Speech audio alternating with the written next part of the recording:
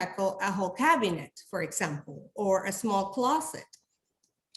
Paper is difficult because there's a lot of decisions to be made. And when we are organizing paper, the result is that we're going to have a file. So preparing that file also takes time. Every home needs some sort of file. And that's a golden rule in my book.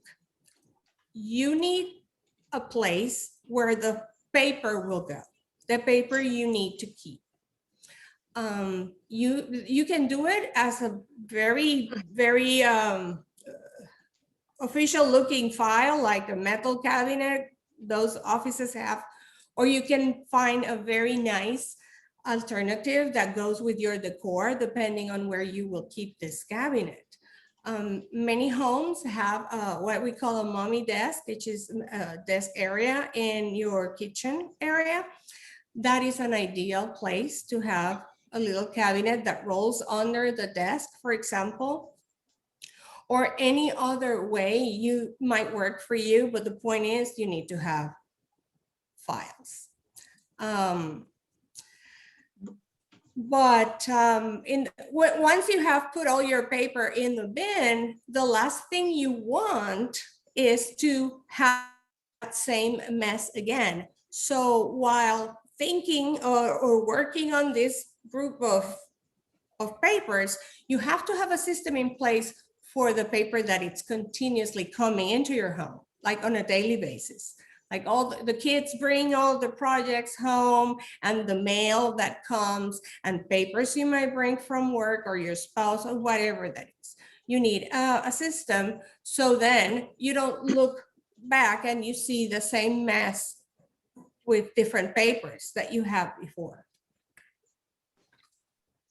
Okay, so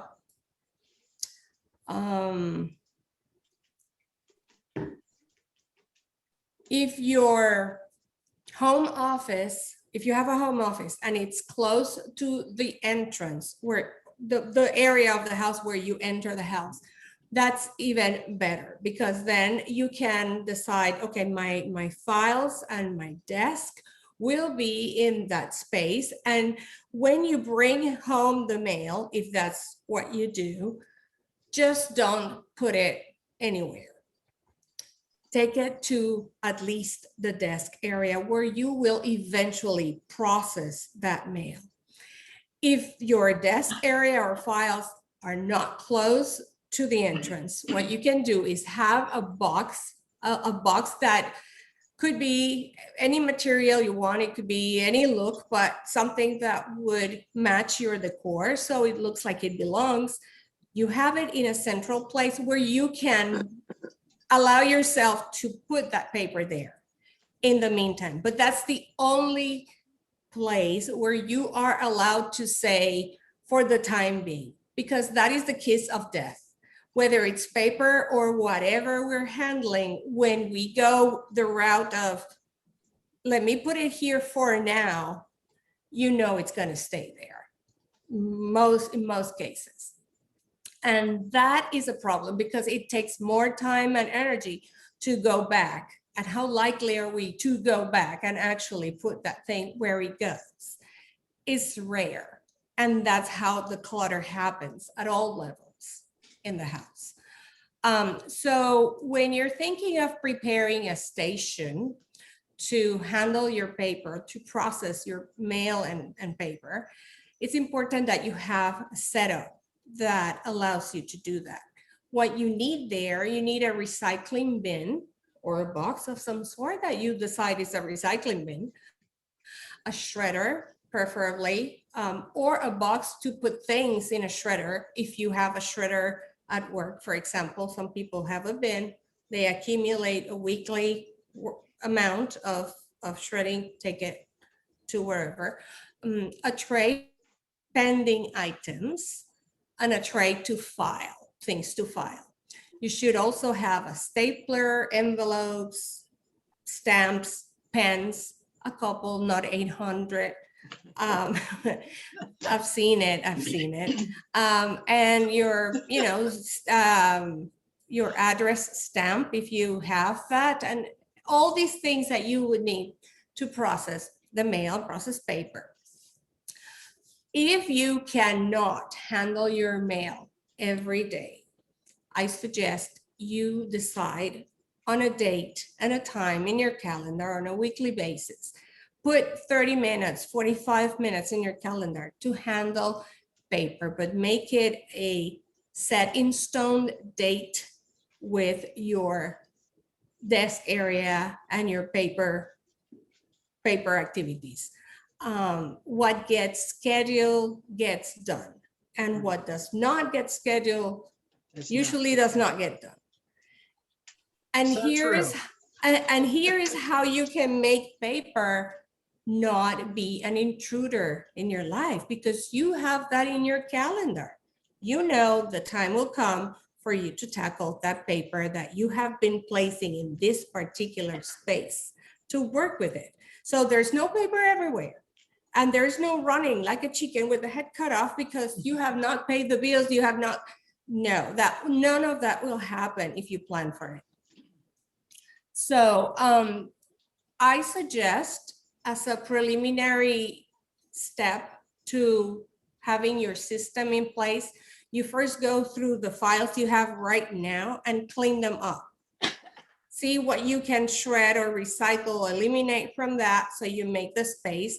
Some files you will find they're no longer relevant, so you can eliminate them altogether. And then you start from a clean, fresh file space. And then you remember we have the bin of all these paper parked somewhere, right? But we want to first establish the system that we're going to use for the daily handling of incoming paper. So we have the system in place, and we can then use the system to incorporate everything that we had been accumulating in that big bin. We will use the system to clear all that paper. And I'm going to explain that process in a moment. But first, I'd like to give you a system or the steps to handle the incoming flow, because that doesn't stop because you have a bin full of paper, right? You just clear your space, but the paper coming keeps coming. And you have to work on 2 tracks to tackle your paper. Am I explaining this correctly? Do you understand what I mean? That you will be handling, okay, thank you. You'll be handling your paper while at the same time avoiding more mess by handling every day or 30 minutes a week what's coming. So however you handle your paper, whether it's daily, it's a weekly, 2 times a week, whatever you decide is good for you. Let's talk about the mail, for example. You bring your mail. First thing, you have to remove the envelopes. Envelopes are something that it's used just to transport the letter or the documents to your house. So you remove the envelope, and unless you need the address of whomever is sending it, you can recycle it. If you do need the address, I recommend that you take a second and put that information in your iPhone. So you have it, and you can let go of that paper. It was one less piece of paper. So open all the envelopes and boxes and put in recycle all the packaging, if it's a packet or all these envelopes. And then you use your pending file to park all these things that you might need in the near future, but that will be irrelevant in a few months. It's like a hold and throw kind of system that you have. For example, receipts for clothes that you are not sure if you're going to return. Okay, neighborhood trash schedule. The menus from your favorite restaurants for delivery, an invitation, things like that. Those can go in this tray that is the hold and throw. So it is important, though, that you go every couple of months, you go through that tray and then decide what can go to recycle or shredding. So these avoids the piles of advertisements and receipts and brochures and things people put in the refrigerator. That is why you have that tray there. So the junk drawer is not the right way to do that. Oh, no, no, no, no. And I have seen many, many, many people that use at least one of their kitchen drawers to put paper.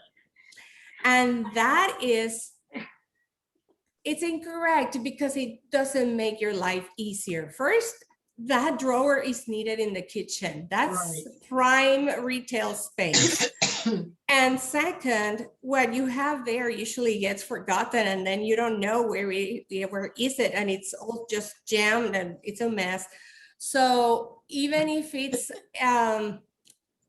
cooking appliances manuals, you want to create a file for those, because the reality is, ideal world, every paper that you need to keep in your home should have a file. So even if it's a manual for a kitchen appliance, if you need to refer to the appliance, to the manual, you know where to get it. It's going to be in your files and it's going to be very easy to find it. I have at least 4 folders for appliances because I divided between kitchen appliances, little things, tools, electronics. So I have my file for appliances are subdivided in those categories. So it's easy, really easy for me. Even to clean the filter of my washing machine, I refer to my manual because I always forget how to do that. And I do it monthly. It doesn't get in here for some reason. It's, but that's what I do. Okay, so we have the hold and throw tray there. If you see something in your mail or your papers that you'd like to investigate further, or you need to take action on it later, you can have an action tray or pending tray for that particular thing. So you know you have to act on it. So what do we do to not forget? Then, according to what it is, decide when is the time to take action and put a reminder in your iPhone. And that way you won't forget. It will not get forgotten there. So about bank offers, for example, I strongly suggest you shred those because it's very easy for anybody that finds that to request credit under your name. Happens all the time. So there are certain things that we do want to recycle, but then there are things that we really would like to shred. It's up to you, but I would say many people get frantic identity theft, and then anything and everything that has their name and address they want to shred. Well, I'm sorry to break it to you, but your name and information, it's very available online for many sources. So don't just go crazy thinking that everything needs to be shredded, because that's not the case. But bank offers is one thing that you really want to. Financial statements, things like that. Okay.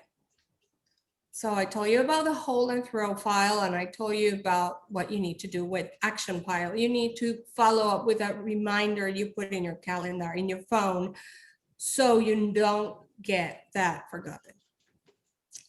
And in terms of preparing your files, I wanted to give you a tip here.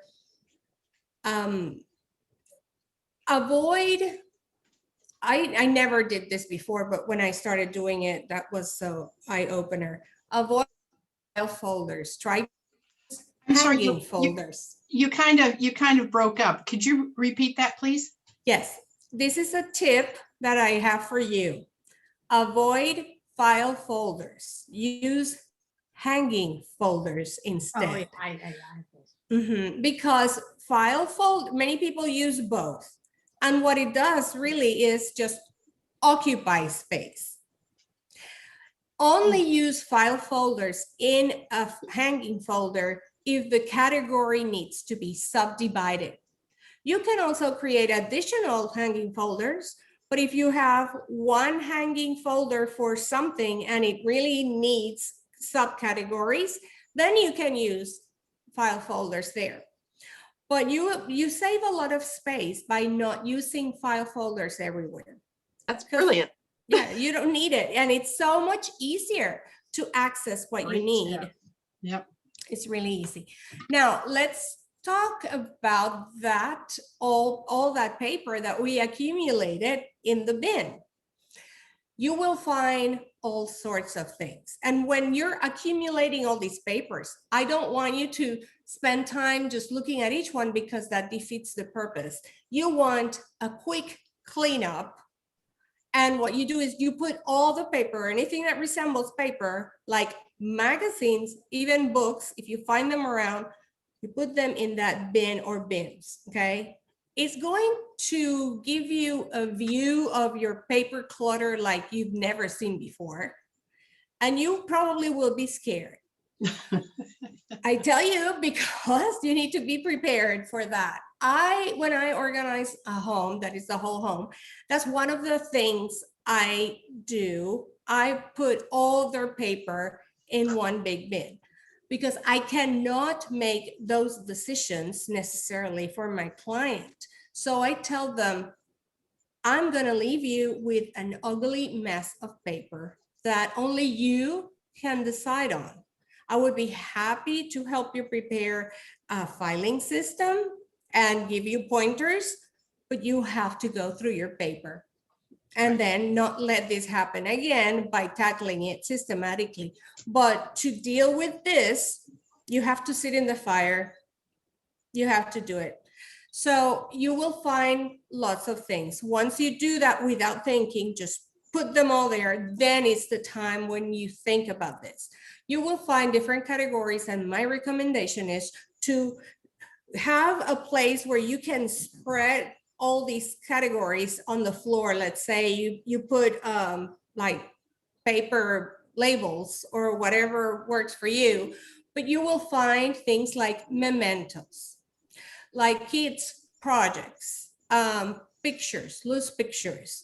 You will find probably, I don't know, receipts and invoices and all kinds of things. I want you to see these different categories as, well, each one will undergo a different process. And I want to talk to you about the things that are not necessarily things you're going to file, because if you follow the process I just explained before, you will have a system where you will know, okay, all these invoices pertain to my whatever, so I put it there in my file, which I already have. But there are things that will make you stop and think, like mementos or kids' projects or pictures in particular. So when you find all these souvenirs and things, it could be objects that you put there because you were doing this cleanup and you did not want to think much about it. Could be even trophies, but it could be letters, things your kid have done or given you Mother's Day, whatever it is. I invite you to be ruthless and see if you can take pictures of the things that are objects. If you do that, you can create a file in your computer that has the name of your child and the year. I have one for each kid I have and for each year. So things they have created, pictures of them with schoolmates or other activities that pertain to that year, and paper things they have created, projects on paper. I scan them and I also include them in that file. What it does is creates a file per year per child, and I have the ground level to create amazing projects when they least expect it, when they need to leave home. So that would be my gift to them. And that way you remember that you have a reminder of that project or whatever it was, a poem, and you have it in a way that it doesn't create clutter because you have it in digital. I don't know if this makes sense to you, but it makes sense to a lot of people that, and we have worked through this and resolved a lot of clutter they had before because they don't know what to do with their kids' stuff. And I did not do this from the beginning. When my kids were really young, I had a box per year per child. Well, there's 3. So in some years, the collection grew out of hand. And one day I tackled my kids. I said, let's do this project. Took them all, and with their help, we kept what we wanted to photograph, and we photographed those things, and we scan other things. And the result is that now I just have one small box for each, because there are things like the yearbook, their teeth. I collect their teeth when they were kids, things like that. So there's only one box per kid, and they are teenagers now. So that's more manageable. So going back to your pile of papers and things, you will find as well things like loose pictures. And when you find loose pictures, I want you to start putting them all together. When you're tackling your big bin, separate those and try to classify them by year or activity or people or whatever makes sense to you. But once you have the groups classified, try using Ziploc bags to put them and write on the Ziploc what it is, because what I want you to do is to be prepared to tackle the next project with those. Will be scanning them. And hear me out here. I would go further and say, go through your home and see all these pictures that you have in frames and think, do I have this scanned or not? If the answer is no, I would invite you to take the picture off the frame, put the frames that you want to keep in a closet for now, and make sure you include those pictures in your scanning project, because number one, that way your picture will live forever. You will have it, instead of having all these bulky groups of pictures, you will have it digitally. When you have it digitally, you can create photo books, you can create projects, you can fix the picture. If we have red eyes, you want to crop it, you want to enlarge it, you want to do whatever, you can do all that. When you have all your pictures digitized, you can also select what to exhibit. Instead of having random pictures with frames that don't look like they belong together, or in places that look like you ran out of wall space and you just hung it there just to have it there, then you can purposely select a collection of pictures that you have fixed and enhanced. And you can select a collection of frames that look good together, and you can really make a meaningful gallery in your home. The best thing is, when you want to change your gallery, you know these pictures are in your computer, so you do not need to keep those pictures. You can throw them away because you have them saved. And then you print your next collection if that's what you want to do. So there are many advantages to having pictures digitized. And I mentioned pictures here because I find a lot of those envelopes school send with pictures of the kids, and I find them everywhere. And I'm thinking, does this mean that this family is not actually cherishing these pictures? Because pictures, to me, they're a big thing. They're a big, very big thing. And it breaks my heart when I see all these pictures just running around, not taking of. So that's why I like to talk about pictures when I talk about papers, because a lot of pictures end up in these big, big bins that I prepare for clients, and they have to deal with that one way or another. I forgot to tell you about in the classification of mementos, things that you might find that are just something very cherished to you or to your child. Every person should have what I call a warm and fuzzy box. And it's a box that it's usually a fabric box, a pretty box with a lid that lives in a private space in our lives, in the closet, underneath the bed, something like that. And every human being should have one of those, because what goes in that box is the kind of thing that makes us laugh or cry, no matter what stage of life we are in. Things from our past, like I used to have my first outfit when I came out of the hospital when I was born. Wow. But I was preemie. I was like 4 pounds when I was born. So it was such a tiny thing that it did not occupy any space in that box. But that's the kind of thing that goes in that box. We have to be very selective with that box. It's not to just throw everything, including the lunch menus of the kid every day. No, it's very, very particular. And there as well that everything that's paper you can scan. So not necessarily, it doesn't have to be there, but that rose that your Prince Charming gave you at prom and you always had it, that's something that can go there, that kind of thing. So let me see. Oh, a big one. Recipes.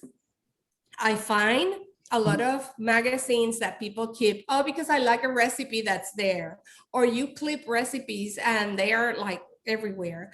Well, gather all these recipes, and I do have a great system to work with recipes and make them more useful and meaningful. But in the meantime, that's another story.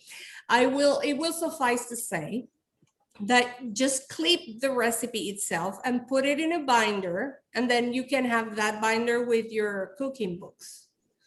That would be a perfect place, so you don't have recipes just sticking out of your cabinets like I've seen many times. You will also find in that bin of clutter paper things of value, meaning checks that you might or might have not cashed. So you want to check on those. You will find credit cards. You will find cards of health insurance. You will find gift cards. Ooh, gift cards, it's a big one. I have found hundreds of dollars in gift cards for my clients because they're just around. So all these things of value, as I would like to call it, just put them aside, because you need to dedicate some time to see what's here. What do I need to do? Do I still cash this check or whatnot? That kind of decisions that needs to be done. Then the business cards. You will find a lot of business cards of people that have come and gone. Those you can discard if they're no longer relevant, but the ones that are relevant, you want to either scan the card and have a file in your computer with that, but even better, if you can put that information in your phone, is if that is a contact that's still relevant, you want to keep, you put that in your phone, pay your kid $5 for them to do that. They love doing that. That's a great idea. Yeah. And then you won't have all these cards. That's a lot. I have found stacks that are big stacks of business cards. You will also find probably important documents. I have found passports and birth certificates and marriage certificates just under couches. It's like, you need to know where these things are. So how about you create a file per household member with their name, and then there you put their birth certificate, their passport, all these things, social security card. You can have a file per person with all that, or even better, a copy of that, because it would be better if you have a safe deposit box in your home or bank, you put the originals there. It would even be better. And then medical, the explanation of benefits paper. If you feel you need to keep that, you don't, because all that information is accessible online. But if you feel you keep that, because they will always send it to you, you can prepare a file per person in the household with their name, called medical, or however you want to call it. But all the information, like the shots they have received, the school will ask every year for that. So if you have a current copy, you put it there. So that would be medical. And the biggie, the taxes. Well, I urge you to consult with an expert, an accountant, CPA, but usually 7 years would be a reasonable time. Don't quote me on this, but 7 years would be a reasonable time. So if you have files from older years, you can shred them and then hold your 7 years. And every year when you put the most recent one, you remove the last one, or the oldest one, I should say, and do the same, you shred it. But, try to keep all these things together. You can let go of things that you will not need to present if you're audited. And regarding which documents are those, I invite you to consult with an expert. But the point is that we tend to keep much more than we need. And you can even scan these things. The IRS accepts scanned documents. So that's another alternative to keeping all these boxes and boxes of files. And if you have magazines, if you have newspapers, unless it's a collector's item that's really pricey or something like that, chances are you're not going to make reference to any of that, because you can find that online, number one, or number two is information that is obsolete. If there is something in particular you really, really, really want to preserve, just clip it and make a folder that makes sense to you how to find it. But you don't have to keep all these magazines and newspapers. I've seen it, and it's a lot.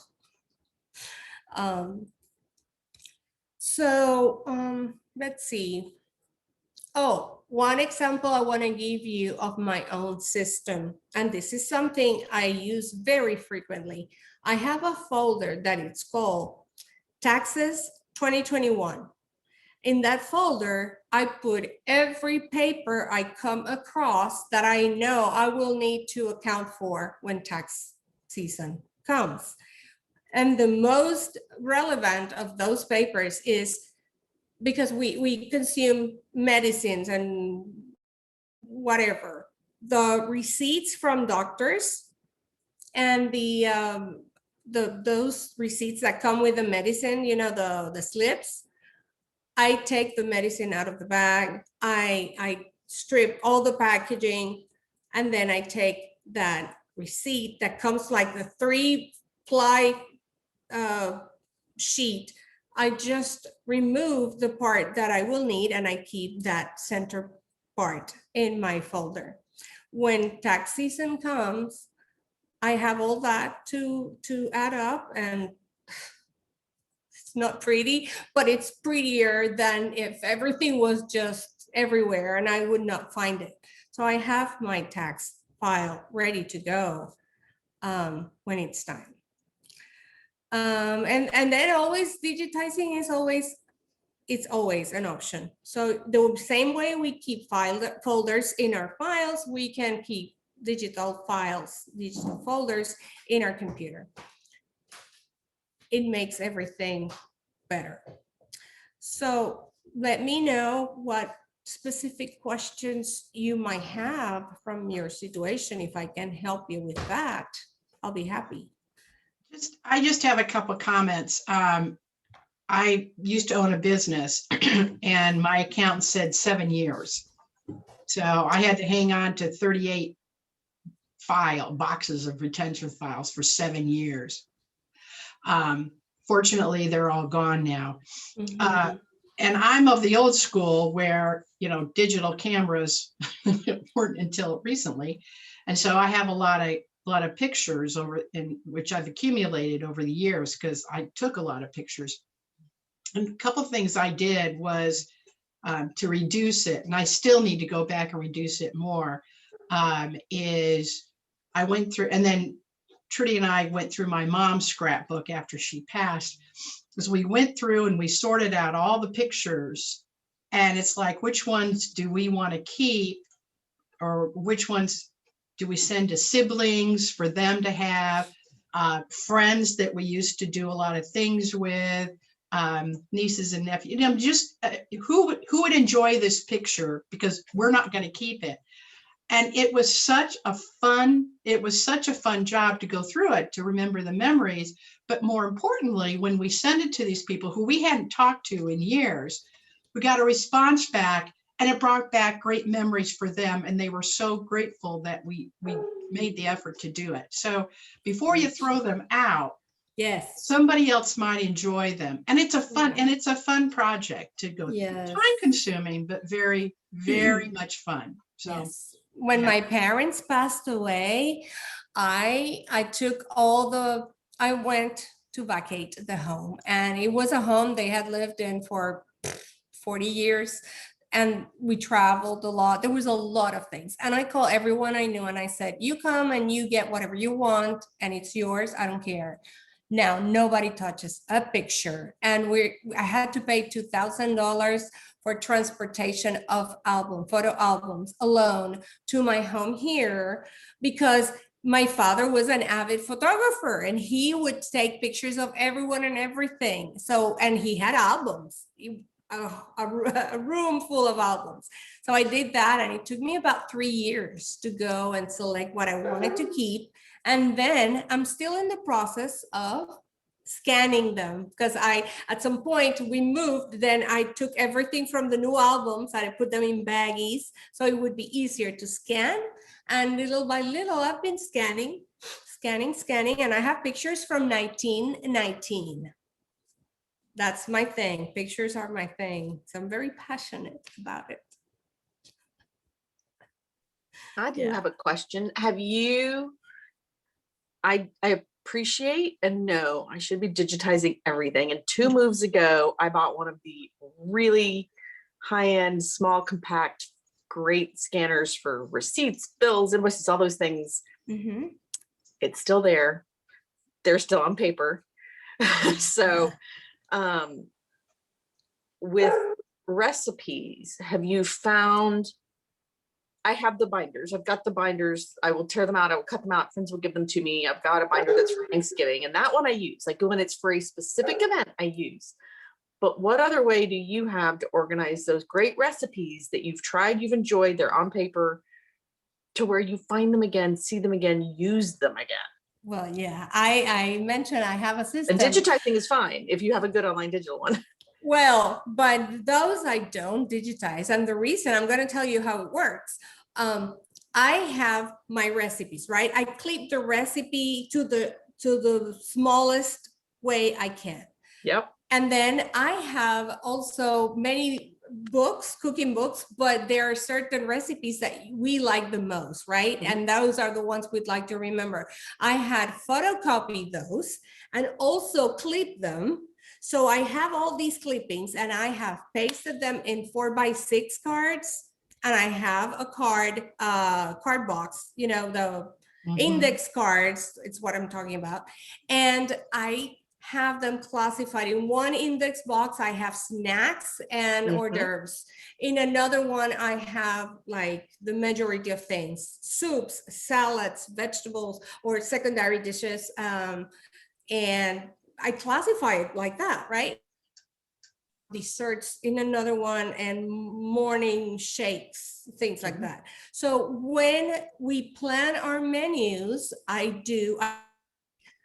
from soups, from salads, from main Entree. dishes, whatever the combination needs to be. If it's a breakfast, then I go to my breakfast section and I make a menu. With that, it's easier to prepare the grocery list so I don't overbuy and I have what I need, right? And then when I keep the stack, like for Monday, this is the menu I have planned, and I keep it visible there in the kitchen. So I have my groceries. I come and wash, cut, and prepare even some things by batching. I prepare, if 3 of my recipes have rice, then I can prepare the rice in advance or whatever it is. And I prepare my freezer or my fridge for the week. Goes so much easier. I use my favorite recipes. I combine them, right? And it's so much easier that way. But I have those recipe boxes there. I would not scan them. My daughter likes to read her recipes from her phone when she's cooking and baking. I like to have my cards. I find it easier. I don't know, but it's a personal preference. But I find that way I merge what I have selected from magazines or the internet or whatever source with what I have here in my books, and I can use them because I can mix and match them. Christina, one of the things I do, and you've been to my house, so you know how little space I have, is this whole year with COVID, I've made it a point to, I have some great recipe books. I have a box full of stuff, to get them organized. That's number one. But number two is pull a recipe out and decide, am I going to make this? And if it's like, no, well, then why am I hanging on to it? Yeah. And throw it out. Or I'm trying recipes that I've had for years. Oh, this sounds good. And I make it. And I can decide whether it's the cook or the recipe. Yep. And if it's something I won't make again, I get rid of it. So that helps. And you've given me a great idea, Maristella, is I have some cookbooks that were from my mom that, where they have fundraisers. And so I'm keeping the whole book for her recipes. Well, I need to go through and just pull her part out, get rid of them, which will free up space and will help me. And then I have a binder like you, Christina. I have a binder where I can put that stuff in. So well, and Maricela, your box for type of food is spot on. I've got an English tea box that I got when we lived in England, and that is the dessert recipe box. And yeah, Meg, I probably should just start going through and cooking some of the ones that we haven't made in a while and see, does it still float our boat or not? Yeah. It's easy. It's easy. And sometimes I just keep the books because they look pretty, and they have a space in the cabinet. It's not that I don't have space, but I am a proponent of just taking everything that I don't need out or want, that I keep for the value of their beauty. But I don't need to open them because I have my recipes where I need them to use them if I need them. Oh, well, and digitizing more on our phones is a brilliant idea, because if we label it correctly, whether it's under contacts or notes or anything else, we can search for it later. Yes, if you use Uh-oh, we lost you. You froze. you can find anything of any kind of notes. And I was saying Evernote. I don't use Evernote, but I've heard it's a wonderful tool to find anything and everything you might need that you have. Have any of the rest of you guys used?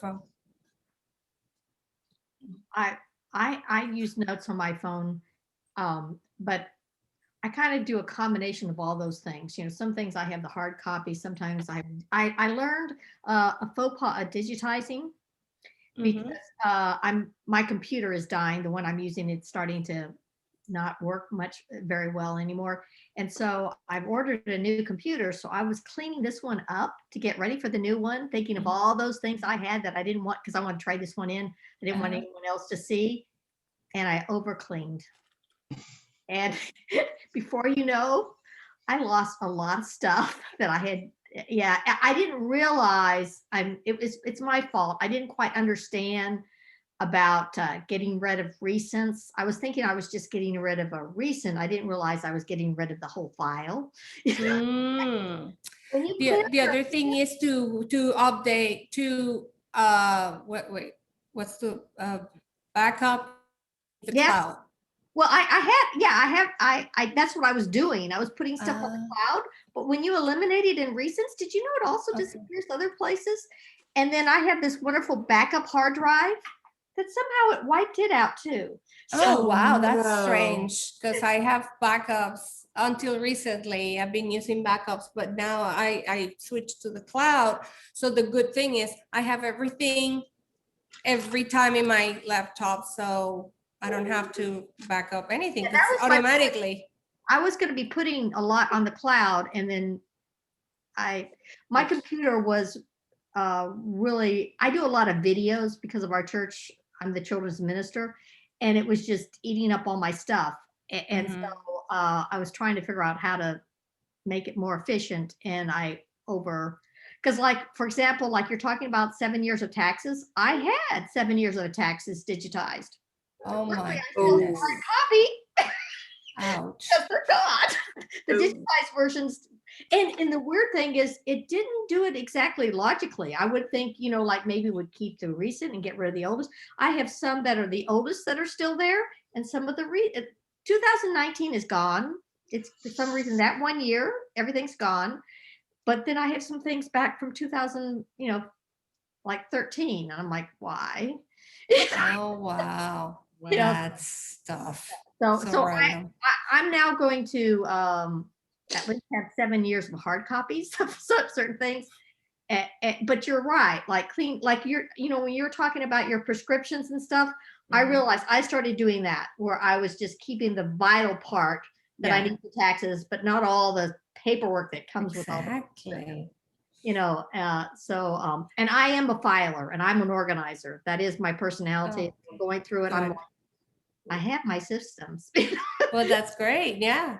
But- Oh, it's with everything that enters your home. I have a blog called That Defining Moment because what you do with those things you're holding, whether they are your briefcase, your lunchbox, papers, purchase, whatever, what you do at that moment when you enter your home will determine how you will live in your home because our my little system of what comes in, and yeah. I have a 3 thing there that tell, and I do have like 1 day a week where I do everything like what you said. That's All that great. paperwork. Wow. So Well, you should be given this class because you seem like you are on top of it, and not many people are. I have to say, that's very good. Brenda, you're shaking your head. Like Uh-oh. not me. But I found the things, and the good thing is I still have a good memory. Because a lot of things I do it just I put it on my head and it's like, oh, I'll do this, and I can do it by just going to the grocery shopping and I remember what I have at home. But when I'm not that when I lose the memory, I'll be in trouble. Well, and let me tell you, your life would be more relaxed if you rely on systems other than memory, because if it's a system, then it's a system. And you don't need to be remembering all the time. That would be tough on me. I cannot imagine. Yeah. It's what I say. Yeah. Right now, it's still good with that, and I can make pretty much. It's very well exchange. I forget one ingredient, but I know it won't last forever, so I need to do something. I will tell you, as one, it doesn't last forever. yeah. You can't even, I'm like, oh, I'll remember that when I get to the grocery store. No, No, I have to write everything down, or Yeah, I I write will few forget it. things down and everything, but recipes is still, most of them are on my head. I mean, I still have them on paper, but sometimes I don't have to look for the paper because I well, still yeah, remember. you cook enough. So my question is, okay, I don't have one of these, but for those who have spouses or kids, how do you get them? I mean, we can all get disciplined to do it, but how do you get them to get on board? Because if they don't, they die and they know it. What system do you apply? They do not want to hear me. Yeah. They don't want to. And no, the truth is, you can take a horse to the river, but you cannot make it drink, right? So it takes a lot of patience, a lot of love, a lot of good humor to deal with that, because I am blessed with 3 people in my household that are ADHD. Oh, yeah, I have them in my house. And that compounds the problem. But with the right medication, a lot of patience, a lot can be accomplished. You know, the beauty of life through chemistry. You know how I solved that problem? I let my husband have his own office, and he has what's our garage, which is his man cave.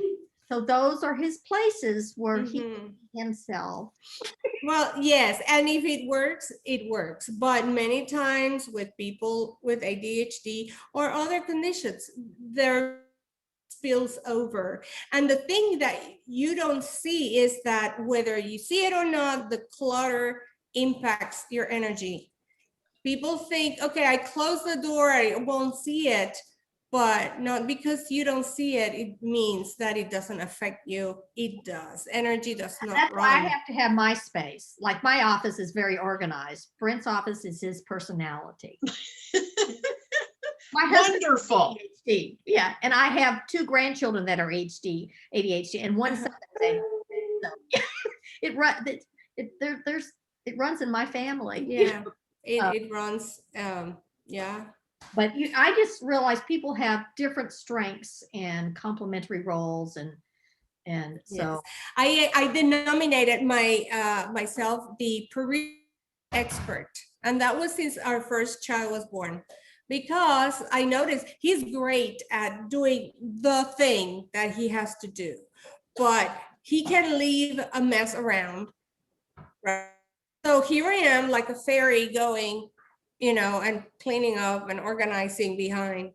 And the one that takes care of the peripheral area, everything that seems unimportant to most people, especially very highly creative people with ADHD, none of that matters. They don't even see it. Mm. I see it, I feel it. So I have to, for my own sanity, be the peripheral expert that I am. But Thank you for that tip about the pictures for Ian, because I have a lot of that stuff in just a book, and I think that's brilliant to digitize everything and then have that for him in the future. but include all those that you have in the mantle, and Yeah. that's a good exercise. So you have your history will be in one place and will be safe, because in iPhones, pictures that had not been digitized are in different places, they cannot tell your story as well as if you have it all together. And my kids love seeing those files, because I have a file per year, and they love seeing pictures of when I was in high school or when they were babies, and and it's very easy to access because it's organized. Well, thank you so much, Maristela.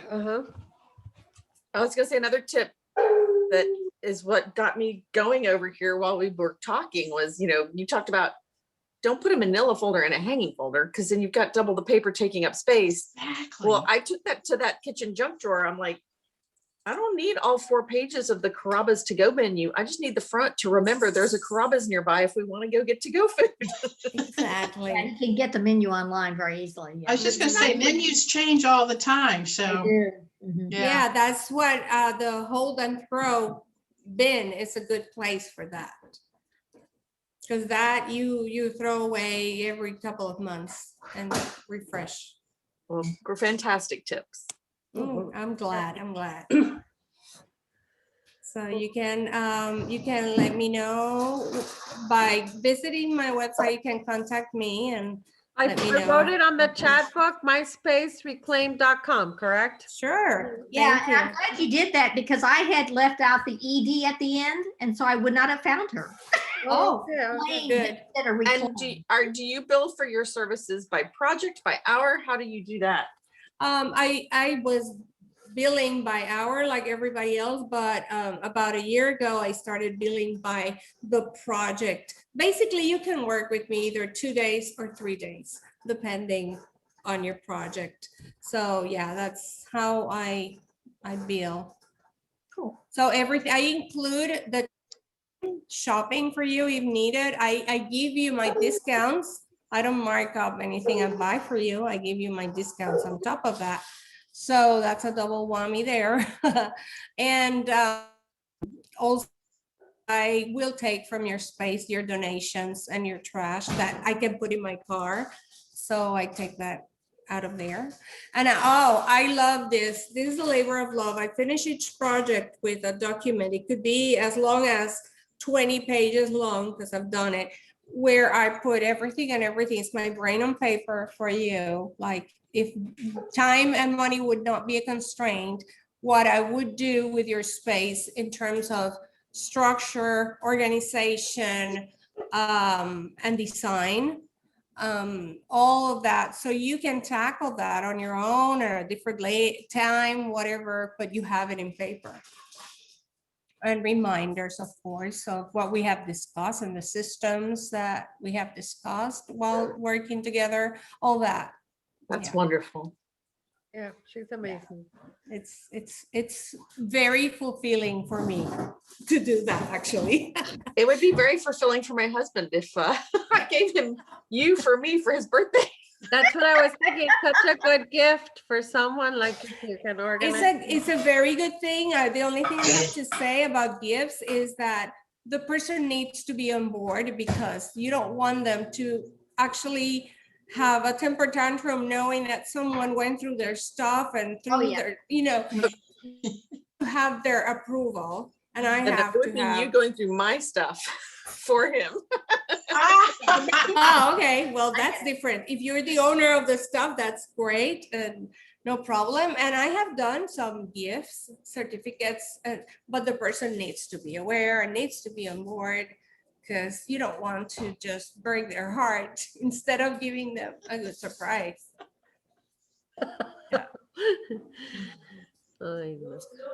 Well, I have to go, ladies, but Thank you. thank you, Marisela. Thank you Thank for you. inviting me. It was wonderful. I always learn something new. Thank you. I picked up some, because I am an organizer, but I got some things out of it too. So I really appreciate it. I'm glad. Thank you very much for inviting me. All right. Okay. Bye-bye, everybody. Bye-bye. Thank Bye. you. Have a great day. Bye. Bye, everybody. Lovely ladies.